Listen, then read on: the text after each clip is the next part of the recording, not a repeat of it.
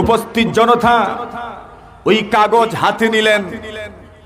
কাগজ হাতে নিয়ে দেখা যায় কাগজের মধ্যে লেখা হাদিহি বারাআতুম মিনাল্লাহ লিউমর ইবনে আবদুল আজিজ মিনান নার ফাআদখিলুহা ফি কাফনিহি ওয়াদাফানুহু বিহা। উমর ইবনে আবদুল আজিজ পৃথিবীর মধ্যে ইনসাফ প্রতিষ্ঠা করেছেন। ইনসাফ প্রতিষ্ঠা করার ফলে, আদালত প্রতিষ্ঠা করার ফলে আল্লাহ পাক রব্বুল আলামিনের পক্ষ থেকে ওনার কারামত জাহির হয়েছে। আল্লাহ পাকের পক্ষ থেকে এমন একটা চিরকুট উমর ইবনে আবদুল আজিজের লাশের সামনে এসে পড়লো। ওই কাগজের মধ্যে লেখা হাদিহি বারাআতুম মিনাল্লাহ লিউমর ইবনে আবদুল আজিজ মিনান নার। ওই কাগজের মধ্যে লেখা, ওই কাগজের মাধ্যমে আমি আল্লাহর পক্ষ থেকে উমর ইবনে আবদুল আজিজকে জাহান্নাম থেকে মুক্তির পরওয়ানা লিখে দেওয়া হলো। ফাআদখিলুহা ফি কাফনিহি ওয়াদফানুহু বিহা। হে পৃথিবীর মানুষ, উমর ইবনে আবদুল আজিজের কাফনের ভিতরে ওই কাগজের টুকরাটা ঢুকায়া দাও, আর উমর ইবনে আবদুল আজিজকে ওই কাগজ সহ তাকে কবরে দাফন করে দাও। নিয়ত করলেন রাসূলের হাদিস একত্রিত করবেন, কিন্তু উনি এর আগেই দুনিয়া থেকে চলে গেলেন। কিন্তু মানুষ লিখা বাদ দিলেন না। নবী আকরাম সাল্লাল্লাহু আলাইহি ওয়াসাল্লামের সাহাবায়ে কেরাম এরা উম্মতের কাছে পৌঁছিয়েছেন, পরবর্তী প্রজন্মের কাছে পৌঁছেছেন, এরা মুখস্থ করে রেখেছেন। কোরআনে মাজিদ, কোরআন সংরক্ষণের সর্বশ্রেষ্ঠ মাধ্যম হলো সিনা।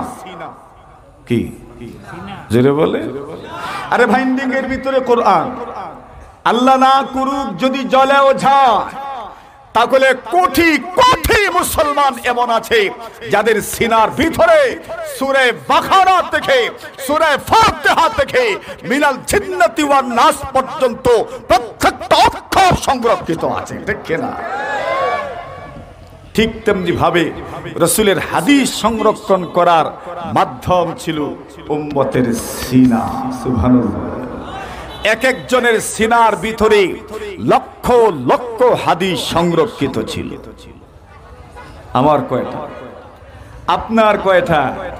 কিন্তু উম্মতের সিনার ভিতরে লক্ষ লক্ষ হাদিস সংরক্ষিত। কিভাবে?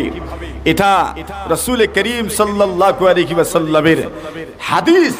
আল্লাহর কোরআন যেভাবে হেফাজতের জিম্মাদার আল্লাহ পাক, রাসূলের হাদিসের হেফাজতের জিম্মাদারও আল্লাহ পাক। কে বলেন? কোরআন কে সংরক্ষণ করবে? হাদিসও কে সংরক্ষণ করবে? আল্লাহ পাক। নতুবা দেখেন 2 পৃষ্ঠা 3 পৃষ্ঠার বই মুখস্থ থাকে না, কিন্তু আল্লাহর কোরআনে এত শত পৃষ্ঠা উম্মত মুখস্থ করতে পারে, ভুল হয় না, একটা অক্ষরে ভুল হয় না, নুক্তায় ভুল হয় না, জেব জবরে ভুল হয় না। ঠিক ওইভাবে কোরআন হেফাজতের জিম্মাদার যেভাবে আল্লাহ, হাদিস হেফাজতের জিম্মাদারও আল্লাহ পাক। কোরআন হেফাজত হাফিজদের কারামতি নয়, বরং কোরআনের হেফাজত এবং হাদিসের হেফাজত আল্লাহ তাআলার কুদরত ছাড়া আর কিছু নয়। আল্লাহর কি কুদরত। নতুবা যদি মানুষের ক্রেডিট হইতো, তাহলে কোরআন যেভাবে মুখস্থ করে, হাদিস যেভাবে মুখস্থ করে, ঠিক এইভাবে তো বাংলা বইও তো মুখস্থ করতে পারতো, রাখতেও পারতো। কিন্তু রাখা যায় না। কোরআন রাখা যায়, হাদিস রাখা যায়, অন্য সব কিছু মুখস্থ রাখা যায় না। কয়েকদিন পরে না পরে ভুলে যায়। তাহলে বুঝা গেল কোরআন এবং হাদিসের সংরক্ষণ এটা মানুষের ক্রেডিট নয়, কার কুদরত? জোরে বলেন। আল্লাহ পাকের কুদরত। আল্লাহ তার কুদরতের মাধ্যমে এগুলো সংরক্ষণ করবেন। যে কথাগুলো বলছিলাম, এখন নবী আকরাম সাল্লাল্লাহু আলাইহি ওয়াসাল্লামের সামনে সাহাবায়ে কেরাম বসা, রাসূলুল্লাহ ওয়াজ করেন, রাসূলুল্লাহ বর্ণনা করেন, সাহাবায়ে কেরাম এগুলো মুখস্থ করেন। সুবহানাল্লাহ। বড় আস্তে কইছেন। আচ্ছা, গত বছরের ওয়াজের এক দুইটা হাদিস বলেন। ওই গত বছরের পারবে তো? সুবহানাল্লাহর আওয়াজে বোঝা গেছে হাদিস মুখস্থ করতে ফেট বড় মনে হয়। আরো জোরে, আরো জোরে। এখন কিভাবে হাদিস মুখস্থ করতেন? আবু হুরায়রা এ তো হাদিস বয়ান করেন। আকসারা আবু হুরায়রা, মানুষ বলতে লাগলো আবু হুরায়রা এত হাদিস বয়ান করে।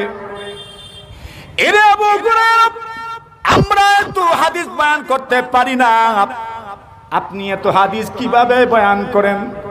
মানুষ সমালোচনা চোখে আবু হুরায়রাকে দেখতে লাগলো। আবু হুরায়রা বলেন, আমি কেন মুখস্থ করি, কিভাবে আমি এত হাদিস বর্ণনা করি? আমি একদিন আল্লাহর নবীজির খিদমতে হাজির হয়ে বলি, ইয়া রাসূলুল্লাহ, ইয়া হাবিবাল্লাহ, আল্লাহর নবী গো, ইন্নী সামিতু মিনকা হাদিসান কাসীরান আনসা। ওগো নবীজি, আমি আপনার জবান থেকে অসংখ্য গণিত হাদিস শুনি, কিন্তু গো নবীজি আমি ভুলে যাই। এই জন্য মেহেরবানি করে যদি আপনি আমাকে এমন কোন আমল বলে দিতেন, যেই আমলের মাধ্যমে আমি আর ভুলবো না, আপনার সবগুলো কথা আমার মুখস্থ থেকে যাবে, আপনার সবগুলো কথা আমি সংরক্ষণ করতে পারবো। আল্লাহর নবী বললেন, এরে আবু হুরায়রা, তোমার সঙ্গে কি আছে? আবু হুরায়রা বললেন, ইয়া রাসূলুল্লাহ, ইয়া হাবিবাল্লাহ, ওগো নবীজি আমার সাথে আমার চাদর আছে। এই ভাই আমার নবীজির সাহাবায়ে কেরাম শুধুমাত্র চাদর পরিধান করতেন, আর না হয় লুঙ্গি পরিধান করতেন। ইম্মা কিসাউন ওয়া ইম্মা রিদাউন ওয়া ইম্মা ইজার। আল্লাহর নবীর সাহাবায়ে কেরাম হয়তোবা শুধু লুঙ্গি, আর না হয় শুধু শুধু চাদর, আর না হয় শুধু শুধু একটা জামা। এমন সাহাবী বড় কম ছিলেন যাদের গায়ে দুইটা দুইটা পোশাক ছিল।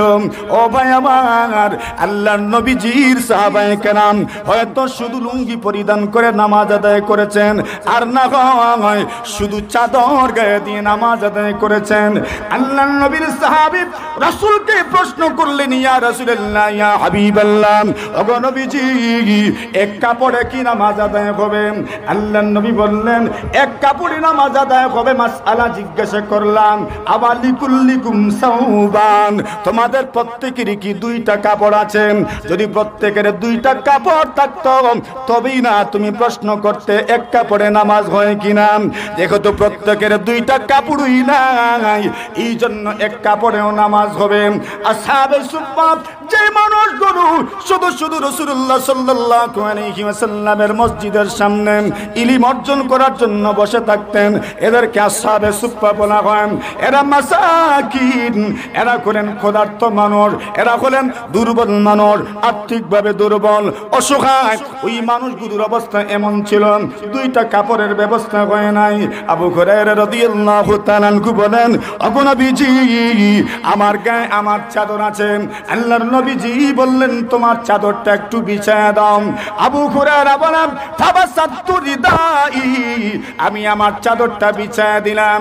আল্লাহর নবীজি কি যেন মুখের দিকে হাতটা নিলেন, আর মুখে হাত নিয়ে আল্লাহর পয়গম্বর আলাইহিস সালাতু ওয়াস সালাম ওই হাতের লব যেন আমার চাদরের উপরে রেখে দিলেন। আল্লাহর নবীর সাহাবী আবু হুরায়রা বলেন, এইবার নবীজি আমাকে আদেশ করলেন, উজমুম, তোমার চাদর কানা তোমার সিনার সঙ্গে মিলায়া দাও। আবু হুরায়রা বলেন, চাদর কানা আমার সিনার সঙ্গে মিলায়া দিলাম। সিনার সঙ্গে মিলাইতে দেরি, এরপর থেকে আল্লাহর নবীজির জবান থেকে যা শুনেছি একটা কথাও আমি কোনোদিন ভুলি নাই।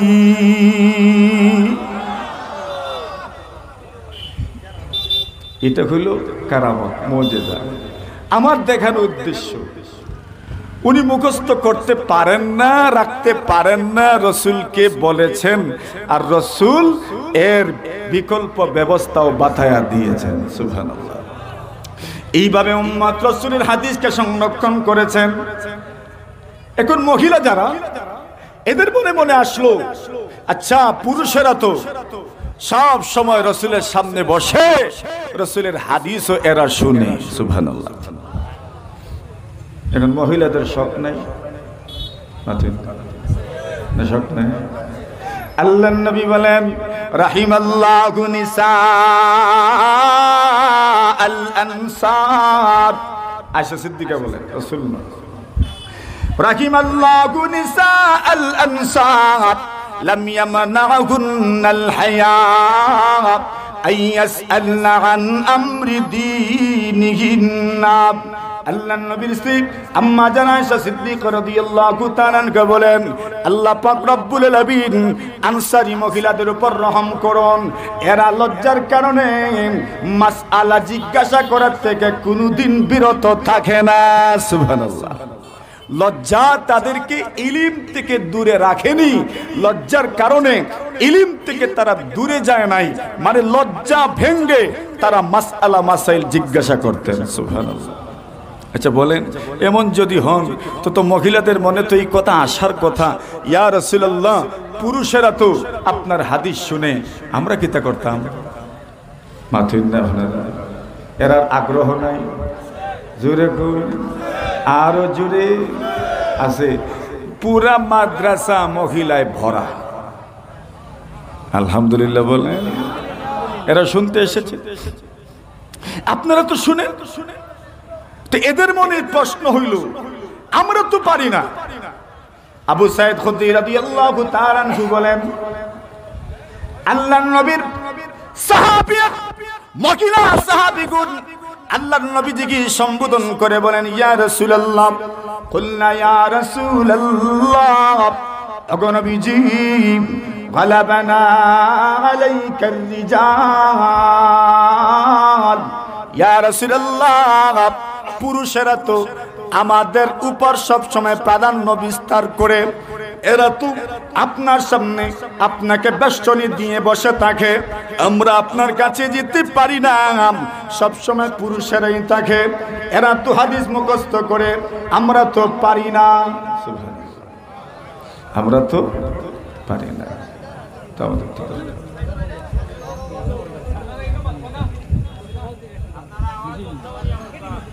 গালাবানা আলাইকার রিজাল। ইয়া রাসূলুল্লাহ, পুরুষেরা আমাদের উপর প্রাধান্য বিস্তার করেছেন। ওফি রিওয়ায়া, ইয়া রাসূলুল্লাহ যাহাবার রিজালু বিহাদিসিক। ওগো নবীজি, পুরুষেরা তো আপনার হাদিস মুখস্থ করে, আমরা করতাম না। সুবহানাল্লাহ। জোরে আগ্রহ আসেনি মহিলাদের? না নাই? নাই না আছে? ইয়া রাসূলুল্লাহ যাহাবার রিজালু বিহাদিসিক। ওগো নবীজি, পুরুষেরা তো আপনার হাদিস শুনে, এরা তো আপনার হাদিস মুখস্থ করে, আমরা তো পিছনে পড়ে গেলাম। সুবহানাল্লাহ। আচ্ছা, এখন এটা বললেই তো শুধু হবে না, এইবার তাদের পক্ষ থেকে তাদের আগ্রহ রাসূলের সামনে পেশ করা হলো। ইয়া রাসূলুল্লাহ, ফাজআল লানা মিন নাফসিকা ইয়াওমা। ওগো নবীজি, একদিন আপনি আমাদের জন্য নির্ধারিত করেন, ওই দিনে শুধু শুধু আপনি আমাদেরকে হাদিস শোনাবেন। জোরে কি সমস্যা? না না না, যদি মানুষের যদি কষ্ট হয় বন্ধ করেন। লোক শোনার জন্য এসেছে, শ্রোতাদের পায়ের উঠি, আওয়াজে যদি ওনাদের কষ্ট হয়, কোনো দরকার নাই এই আওয়াজে। কষ্ট হয়, ঠিক আছে? যাহাবার রিজালু বিহাদিস। ইয়া রাসূলুল্লাহ, পুরুষেরা তো আপনার হাদিস মুখস্থ করে, আমাদের তো দরকার। ফাজআল লানা মিন নাফসিকা ইয়াওমা। একদিন আপনি নির্ধারণ করেন, যেই দিন আপনি আমাদেরকে ওয়াজ করবেন। জোরে, আরো জোরে। এমন আগ্রহ কি শুধু রাসূলুল্লাহর যুগের মহিলাদেরই ছিল আর এই যুগের মহিলাদের নাই? জোরে বলেন। আছে। আল্লাহর নবী আলাইহিস সালাতু ওয়াস সালামের কাছে আবেদন করলো, ইয়া রাসূলুল্লাহ ফাজআল লানা মিন নাফসিকা ইয়াওমান আলা হিদাম। ওগো নবীজি, আলাদা একটা দিন আপনি নির্ধারণ করেন, যেই দিন শুধু আপনি আমাদেরকে ওয়াজ করবেন। আল্লাহর নবীজি ফাওয়াদাহুন্নাম, নবীজি তাদেরকে ওয়াদা করলেন, সাহাবিয়াদেরকে বললেন, আমি একদিন শুধু শুধু তোমাদেরকে হাদিস শোনাবো। এটাই মহিলা মাদ্রাসা। এটা কি হাদিস দরকার আসেনি? এখন রাসূলুল্লাহ কি হাদিস শুনাইলেন এদেরকে? ওই যেই দিন রাসূল শুধু মহিলাদেরকে ওয়াজ করেন, ওই দিন কি শুনাইলেন?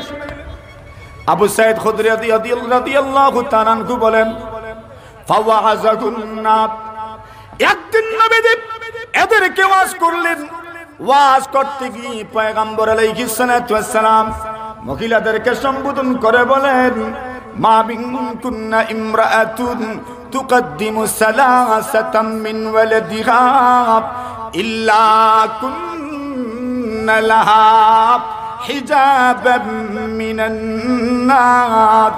আল্লাহর নবীজি বললেন, হে মহিলারা শোনো, তোমাদের মধ্যে কোনো একজন মহিলা যদি 3টা সন্তান হারিয়ে ফেলে, ওই মহিলার 3টা সন্তান যদি নাবালেগ অবস্থায় মারা যায়, ফাসাবারা আলাইহিন্না, ওই মহিলা ধৈর্য ধারণ করলো। আল্লাহর নবীজি বলেন, ওই 3টা সন্তান আল্লাহর বান্দির জন্য জাহান্নাম থেকে মুক্তির কারণ হয়ে যাবে। মহিলারা খুশি না? জোরে খুশি। মহিলাদের ওয়াজ, মা মিনকুন্না ইমরাতুন তুকদ্দিমু সালাসাতাম মিন ওয়ালাদিহা ইল্লা কুন্না লাকা হিজাবাম মিনান নার। আচ্ছা, আবু হাসান আল আরাজ, মুসলিম শরীফের রিওয়ায়াত, আবু হাসান আল আরাজ রাহিমাহুল্লাহু তাআলা বলেন, একদিন আমি আবু হুরায়রা রাদিয়াল্লাহু তাআলা আনহুর কাছে গেলাম। ইয়া আবু হুরায়রা, ও আবু হুরায়রা, ইন্নাহু মাতালি ইবনান। আবু হুরায়রা, আমার তো 2টা ছেলে মারা গেছে। আমার তো 2টা ছেলে মারা গেছে। আচ্ছা, ছেলে মারা গেলে, মেয়ে মারা গেলে কষ্ট হয় না? মা বাবার কম হয় না বেশি হয়? বেশি হয়। এখন আবু হাসান আল আরাজ বলেন, আমি রাসূলকে বললাম, ইয়া রাসূলুল্লাহ ইন্নাহু মাতালি ইসনান, আমার 2টা সন্তান মারা গেছে।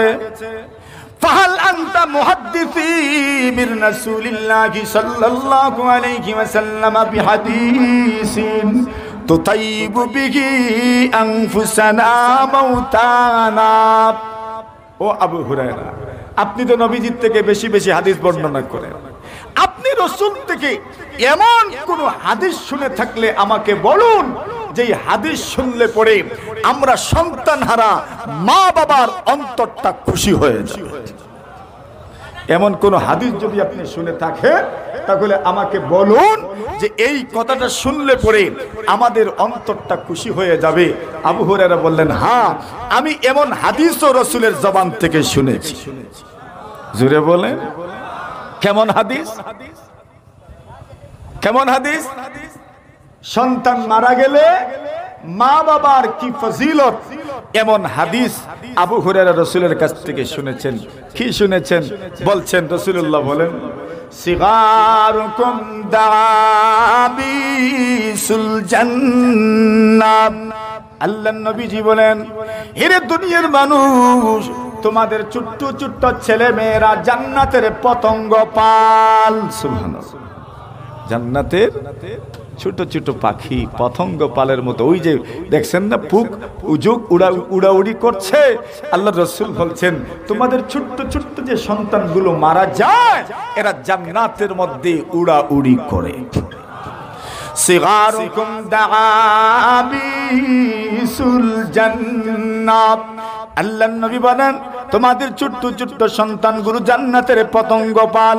ইয়াতালাক্কা আহাদুহুম আবাহু ফায়াখুযু বিসাওবিহি ওয়া ফি রিওয়ায়াতিন ফায়াখুযু বিসাওবাইহি ফালা ইয়াতানাহা ওয়া ফি রিওয়ায়াতিন ফালা ইয়ানতাহি হাত্তা ইউদখিলাহুল্লাহু ওয়া আবাহুল জান্নাহ।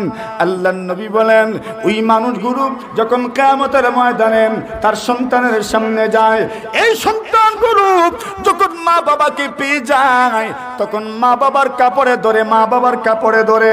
আল্লাহর নবীজির সাহাবী আবু হুরায়রা বলেন, ওই সন্তানগুলো বাবার কাপড়ে ধরে, আর না হয়ে বলেছেন দুজনের কাপড়ে ধরে। যার সঙ্গে তার মুলাকাত হয় ওই বাবা অথবা আমার কাপড়ে সে ধরে। আল্লাহর নবী বলেন, যতক্ষণ পর্যন্ত আল্লাহ পাক তাকে এবং তার বাবাকে বা মাকে জান্নাতে প্রবেশ করান নাই ততক্ষণ পর্যন্ত সন্তান তাদের কাপড় ছেড়ে দেয় না। তাহলে সন্তান ছোট অবস্থায় মারা গেলেও কিয়ামতে কাজে আসবে কিনা? জোরে বলেন, কিয়ামতে কাজে আসবে। আরে ফিলিস্তিনের কত মা বাবার কুল খালি হচ্ছে, এরা কিয়ামতের দিন কাজে আসবে, ঠিক না? এরা কিয়ামতের দিন কাজে আসবে। তাহলে আপনি চিন্তা করে দেখেন, এইবার রাসূল আকরাম সাল্লাল্লাহু আলাইহি ওয়াসাল্লাম কি সুন্দরভাবে আমাদের সামনে বিষয়টা উপস্থাপন করেছেন। এখন মহিলার ওয়াজ শোনা দরকার, মহিলাদের হাদিস শোনা দরকার, মহিলাদের হাদিস মুখস্থ করা দরকার।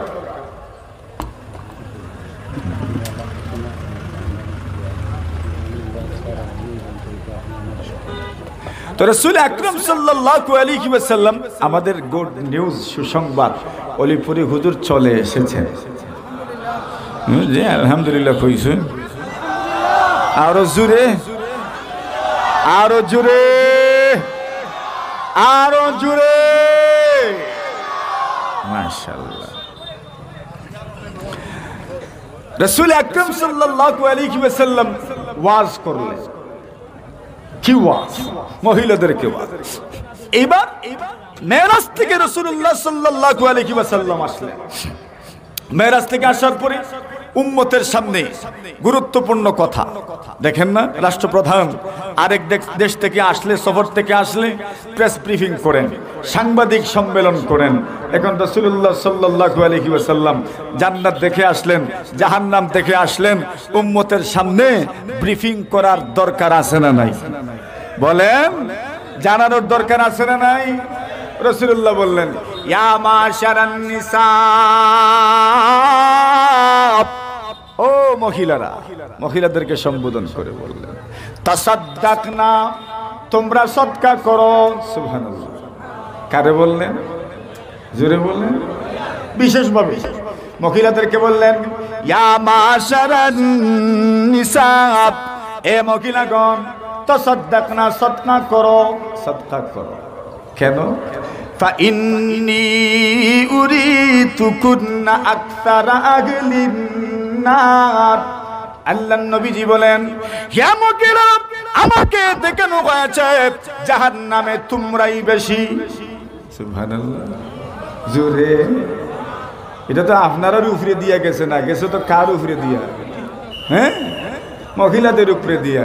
আল্লাহর নবী বলেন, ইয়া মাশারান নিসা, এ নারীরা, তাসাদ্দাকনা, সদকা করো।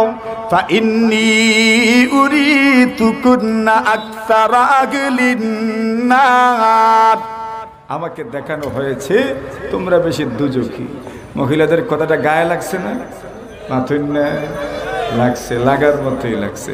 এবার মহিলারা প্রশ্ন করলেন, ওয়া বিমা ইয়া রাসূলুল্লাহ, ওগো নবীজি, আমাদেরকে দুজকে বেশি দেখলেন, কারণ কি? কারণ কি? রাসূলুল্লাহ দুই কারণ বললেন। কয় কারণ? এক নম্বর, তাকফুন্নাল আশির ওয়া তুকসিরনাল লাগান। রাসূলুল্লাহ বলেন, প্রথম নম্বর কারণ হইল স্বামীর অকৃতজ্ঞ, আর দ্বিতীয় কারণ হলো মহিলাদের মুখে বেশি অভিশাপ পাওয়া যায়। ঠিক বড় জোরে ঠিক কইছেন। বাড়ির তো যাওয়া লাগবো আরবার।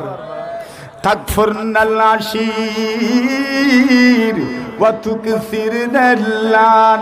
আল্লাহর নবী বলেন তোমাদের একটা বদ অভ্যাস হলো স্বামীদের অকৃতজ্ঞ। আল্লাহর নবীজি এর একটা উদাহরণ দিলেন, লাউ আহসানতা ইলা ইহদাহুন্না দাগারু সুম্মা রাআত মিনকা শাইআন ক্বালাত মা রাআইতু মিনকা খায়রান কাত্তু। আল্লাহর নবী বলেন যদি তোমাদের উপর তোমাদের স্বামীরাম সারা জীবন যদি তোমাদেরকে দিতেও থাকে কোনো একটা দিন যদি কোনো কিছুতে ঘাটতি হয় তাহলে সারা জীবনের অবদানের উপর সারা মনু আর দলাইর ভানি, ঠিক না বেটি, সব শেষ, অবদান শেষ, একদিনের মিস্টেক। তাহলে এখন ঠিক এইটা যেমন আছে এর বিপরীতটাও আছে। হযরত রবিয়াতুর রায় রাহিমাহুল্লাহু তাআলা, হযরত রবিয়াতুর রায় রাহিমাহুল্লাহু তাআলার আব্বাজান উনি যুদ্ধে চলে গেলেন। যে সময় যুদ্ধে যাচ্ছেন এই সময় ওনার স্ত্রী গর্ভবতী। স্ত্রীকে বলে গেলেন, প্রিয়তমা আমার, আমি তো যুদ্ধে চলে যাচ্ছি, যুদ্ধ তো এমন জিনিস ফিরবো কি ফিরবো না কোনো গ্যারান্টি আর নিশ্চয়তা নাই। যদি ফিরে আসি আলহামদুলিল্লাহ, যদি ফিরে আসতে পারি না আমার তোমার গর্ভের সন্তানটাকে তুমি মানুষের মতো মানুষ করিও। আরো 30,000 দিনার দিয়ে গেলেন। যুদ্ধ থেকে এসেছেন 25 বছর পরে। কত বছর? 25 বছর পরে। সন্তানের বয়স প্রায় 26-এর মতো হয়ে গেছে। যখন এসেছেন বাড়িতে এসে দেখেন সন্তান তো মাশাআল্লাহ সুন্দর দাড়ি, এত সুন্দর যুবক, এত সুন্দর ফুটফুটে সন্তান। জিজ্ঞাসা করলেন মান হাযা, সে কে? বলেন সেই তো আপনার সন্তান। জোরে বলেন সুবহানাল্লাহ। স্ত্রীকে প্রশ্ন, দেখেন না স্বামীরা স্ত্রীদের কাছে টাকা পয়সা রেখে গেলে এটার হিসাব একবারে কড়ায় গন্ডায় নেয়, ঠিক না? আরে স্ত্রীদের কাছে যদি টাকা পয়সা থাকে এটার হিসাব ঠিক আছে তো না ঠিক নাই? এটার হিসাব ঠিকই নেই। আর এরাও যদি এদের কাছ থেকে যদি আপনি কোনোদিন করো জানেন সারা জীবন দিলেও করো শেষ হয় না, ঠিক না? 2 দিন পর পরই বলবে আমিও দিছিলাম। সুতরাং এদের করজ জীবনেও শেষ হয় না। ঠিক হযরত রবিয়াতুর রায় রাহিমাহুল্লাহু তাআলার ওয়ালিদ উনি বললেন আমি যে 30,000 দিনার দিয়ে গিয়েছিলাম ওইটার কি হইল? উনি বললেন এই 30,000 দিনার কি হয়েছে সেটা পরে দেখবেন, আগে যান না মসজিদে নববীতে গিয়ে আপনি একটু আসরের জামাতটা পরে আসেন। মসজিদে নববীতে গেলেন, আসরের জামাত পড়লেন। আসরের জামাত পড়ার পরে দেখা যায় রবিয়াতুর রায় রাহিমাহুল্লাহু তাআলা উনি হাদিসের মাসনাদে বসা, আর উনার সামনে যুগের বড় বড় মুহাদ্দিসিনে কেরাম বসা। আর জোরে যুগের বড় বড় মুহাদ্দিস বলতে ইমাম মালিক ইবনে আনাস, ইমামুদ দারিল হিজরা, ইমামুল মদিনা, মালিকি মাযহাবের ইমাম ইমাম মালিক ইবনে আনাস রাহিমাহুল্লাহু তাআলা, যিনি মুওয়াত্তাইল ইমাম মালিক লিখেছেন। দাওরে হাদিসে পড়া হয় বুখারী শরীফের আগের কিতাব মুওয়াত্তাল ইমাম মালিক রাহিমাহুল্লাহু তাআলা। ওই কিতাবের লেখক এক মাযহাবের ইমাম ইমাম মালিক রাহিমাহুল্লাহু তাআলা রবিয়াতুর রায়ের সামনে হাদিসের মসনদে বসা প্রশ্ন করলেন। চোখটা ঝুড়ায় গেল, চোখ থেকে জল পড়ে বাড়িতে আসলেন। স্ত্রী জিজ্ঞাসা করলেন কিছু দেখেছেন? বলে হ্যাঁ দেখেছি। কি দেখেছেন? আমার ছেলে হাদিসের মসনদে বসা আর আমার ছেলের সামনে যুগের বড় বড় মুহাদ্দিসিনে কেরাম বসা। উনি বলেন টাকার হিসাব নেবেন? বলে নিতে চাই না। আমার সারা জীবনের সমস্ত রুচি উপার্জন যদি এমন একটা সন্তান গঠনের পিছনে, এমন একটা সন্তান গঠনের পিছনে যদি ব্যয় হয়ে যায় আমার সামান্য পরিমাণ দুঃখ না। তাহলে মহিলারাই পারে ঘরকে সুন্দর করতে, ঠিক না বেঠি? এমন মহিলা তৈরির দরকার আছে না নাই? আল্লাহ রাসূল বলেন আরবাউন মিনাস সাআদা, 4 জিনিস মানুষের সৌভাগ্যের লক্ষণ। 1 নম্বর আল মারকাবুল হানি, যার বাহন আরামদায়ক, যার বাহন বাইসাইকেলও যদি হয় এটাও আরামদায়ক। 2 নম্বর আল মাকানুল ওয়াসি, ঘর প্রশস্ত। 3 নম্বর আল জারুস সালেহ, প্রতিবেশী নেককার।